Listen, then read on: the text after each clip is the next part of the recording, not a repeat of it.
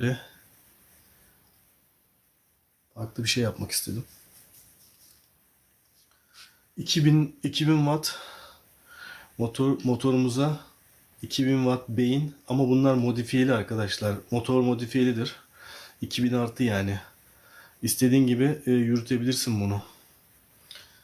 7 tane aküyü koy üstüne, yürüsün yani. Akülerimiz 12 volt 24 amper bir tanesi. Ben 4 tane koyup bir denemek istedim. Yani kutu açılışı yapmak istedim. Siz de izleyin. Canım sıkılıyordu, öyle biraz dedim video çekeyim.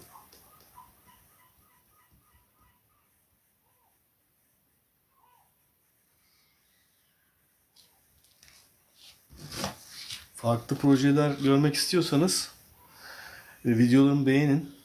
Beni takip edin. Bu arada YouTube kanalım var. YouTube kanalım Mio Steel.